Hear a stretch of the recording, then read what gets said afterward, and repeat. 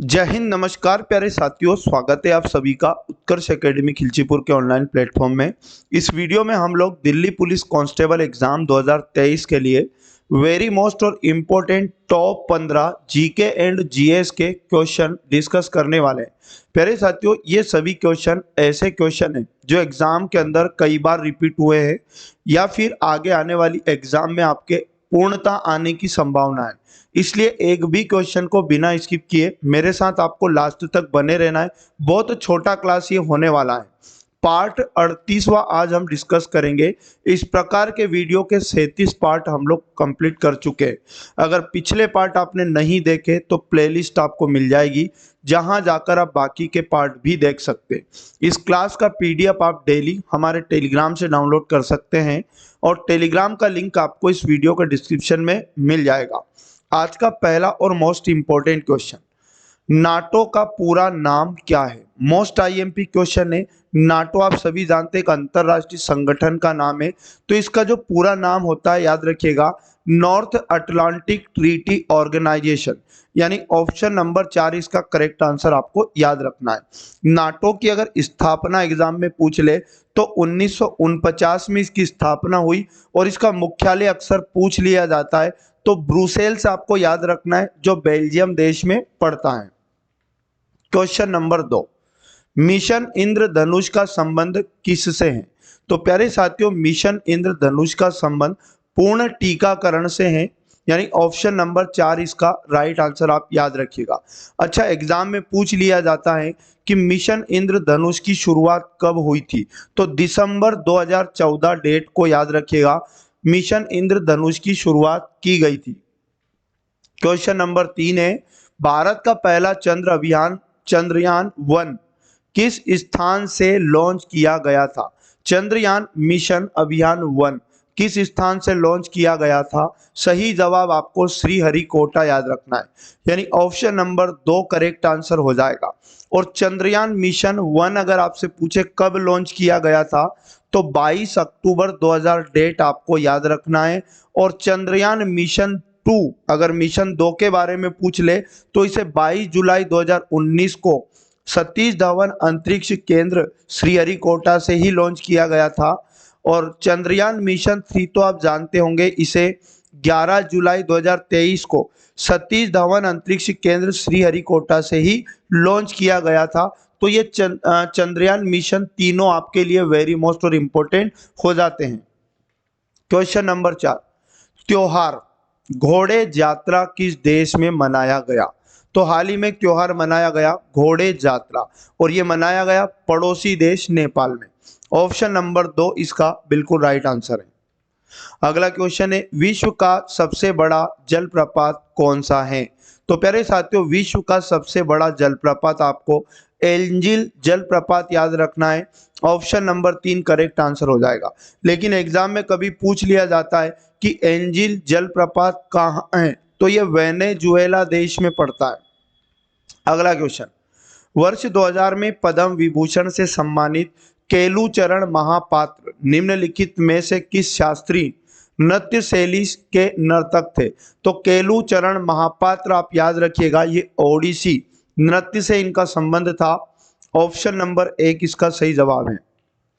अगला क्वेश्चन है हमारे पास, सिल्ली पॉइंट निम्नलिखित में से किस खेल से संबंधित है? तो सिल्ली पॉइंट ये शब्द यूज होता है क्रिकेट खेल में। यानी ऑप्शन नंबर 3 इसका बिल्कुल राइट आंसर है। अगला क्वेश्चन है, शांति स्वरूप भटनागर वार्षिक पुरस्कार किस क्षेत्र में उत्कृष्ट उपलब्धि के लिए दिया जाता है? तो भटनागर पुरस्कार याद रखिएगा, विज्ञान और तकनीक के क्षेत्र में दिया जाने वाला एक पुरस्कार है। ऑप्शन नंबर 3 इसका राइट आंसर हो जाता है। क्वेश्चन नंबर 9 हमारे पास है, किस राज्य सरकार ने महिलाओं के लिए लाडली बहना योजना शुरू की है? तो याद रखिएगा, उस राज्य सरकार का नाम है मध्य प्रदेश। यानी मध्य प्रदेश सरकार के द्वारा महिलाओं के लिए लाडली बहना योजना हाल ही में शुरू की गई है और इसकी शुरुआत जो हुई 5 मार्च 2023 को की गई थी। अगला क्वेश्चन है, संस्कृत भाषा में लिखी प्रसिद्ध रचना गीत गोविंद के रचनाकार कौन है? तो प्यारे साथियों, गीत गोविंद इसके रचनाकार आपको याद रखना है जयदेव, यानी ऑप्शन नंबर 2 इसका बिल्कुल राइट आंसर हो जाएगा। और ये जो जयदेव है याद रखिएगा, ये 12वीं शताब्दी के संस्कृत के कवि थे। अगला क्वेश्चन, क्षेत्रीय ग्रामीण बैंकों की स्थापना ग्रामीण ऋण पर किसकी सिफारिशों पर की गई थी? तो राइट आंसर आप याद रखिएगा नरसिम्हा समिति, ऑप्शन नंबर 2 इसका सही जवाब है। अगला क्वेश्चन है, महान भारतीय खिलाड़ी तुलसीदास बलराम का हाल ही में निधन हो गया है, वह किस खेल से संबंधित थे? तो तुलसीदास बलराम आप याद रखिएगा ये फुटबॉल के खिलाड़ी थे जिनका हाल ही में निधन हो गया है, ऑप्शन नंबर 4 इसका राइट आंसर हो जाएगा। अगला क्वेश्चन है, अभ्यास सी ड्रैगन 2023 में भारत के किस देश ने भाग लिया था? तो भारत के साथ हुआ ये अभ्यास सी ड्रैगन 2023 में भारत और अमेरिका, ऑप्शन नंबर 2 इसका राइट आंसर आपको याद रखना है। और ये अभ्यास सी ड्रैगन याद रखिएगा 15 मार्च से 30 मार्च 2023 तक अमेरिका के गुआम में आयोजित किया गया था। अगला क्वेश्चन है, पोंगल किस राज्य का त्योहार है? तो पोंगल तमिलनाडु का एक त्योहार है, ऑप्शन नंबर 2 इसका करेक्ट आंसर आपको याद रखना है।